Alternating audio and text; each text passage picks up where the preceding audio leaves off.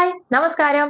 2024 word of the year, Oxford word of the year ആയിട്ട് എടുത്തിട്ടുള്ള ഒരു വേർഡ് ആണ് ബ്രെയിൻ റോട്ട്. നമുക്ക് ഒരു കാര്യത്തില് കോൺസെൻട്രേറ്റ് ചെയ്യാനുള്ള ഒരു കപ്പാസിറ്റി കുറയുന്നുണ്ടോ?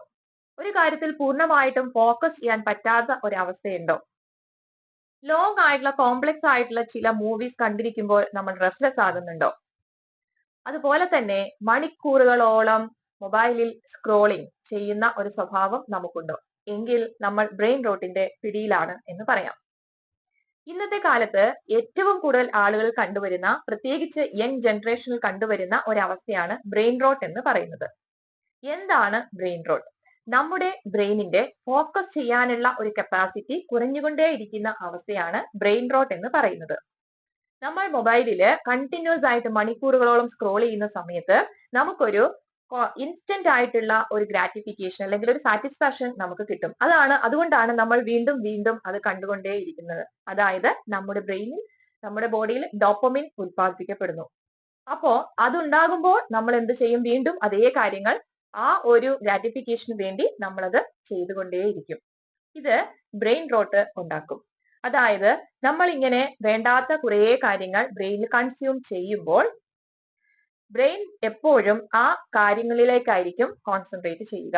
അതായത് പെട്ടെന്ന് കണ്ട് പെട്ടെന്ന് നമുക്കൊരു സാറ്റിസ്ഫാക്ഷൻ ഉണ്ടാകുന്ന കാര്യങ്ങളിലേക്ക് ഇങ്ങനെ പോയി നമുക്ക് കോംപ്ലക്സ് ആയിട്ടുള്ള കാര്യങ്ങളിലേക്ക് ഫോക്കസ് ചെയ്ത് അതിനൊരു സൊല്യൂഷൻ കണ്ടുപിടിക്കുന്ന നമ്മുടെ ബ്രെയിനിന്റെ കപ്പാസിറ്റി കുറഞ്ഞുകൊണ്ടേയിരിക്കും.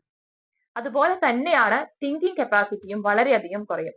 എന്തിനും ഏതിനും പെട്ടെന്നൊരു തീരുമാനം എടുക്കണം, അല്ലെങ്കിൽ റെസ്റ്റ്ലെസ് ആകുന്ന ഒരവസ്ഥയിലേക്ക് നമ്മൾ മാറിക്കൊണ്ടേയിരിക്കും. ഇതിനാണ് ബ്രെയിൻ റോട്ട് എന്ന് പറയുന്നത്.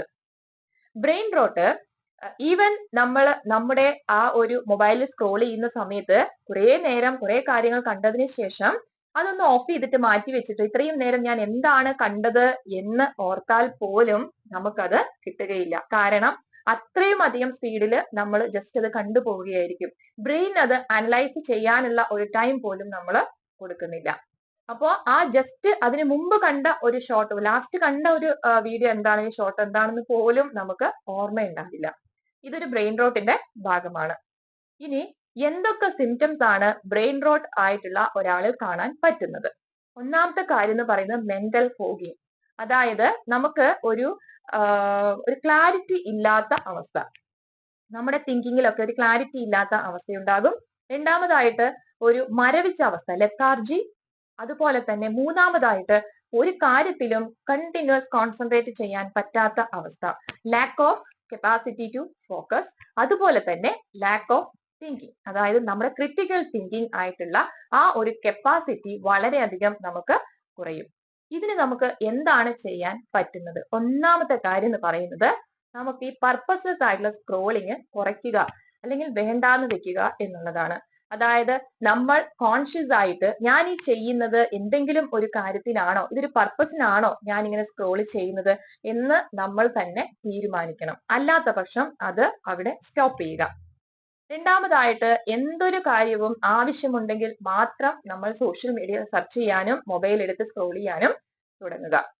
അല്ലാതെ ഒരു ടൈം പാസിനായിട്ട് മൊബൈല് യൂസ് ചെയ്യാനോ അല്ലെങ്കിൽ മൊബൈൽ ഒരു പർപ്പസ് ഉണ്ട് എന്ന് ചിന്തിച്ച് ഒരു കാര്യം സെർച്ച് ചെയ്യാനായിട്ട് പോകുമ്പോൾ, അല്ലെങ്കിൽ ഒരു ഷോർട്സ് അല്ലെങ്കിൽ കണ്ടുകൊണ്ടിരിക്കുമ്പോൾ ജസ്റ്റ് നമ്മൾ തന്നെ അതിനെ തീരുമാനിക്കണം, ഇതിപ്പോ എനിക്ക് ആവശ്യമുണ്ടോ, അത് ഞാൻ ഇപ്പൊ തന്നെ കാണണോ. അല്ലാത്ത പക്ഷം അത് അപ്പൊ തന്നെ സ്റ്റോപ്പ് ചെയ്യാനായിട്ടുള്ള ആ ഒരു മെന്റാലിറ്റി നമ്മൾ വളർത്തിക്കൊണ്ടുവന്നാൽ നമുക്ക് ഈ ഒരു സ്വഭാവം ഇല്ലാതെയാക്കാം.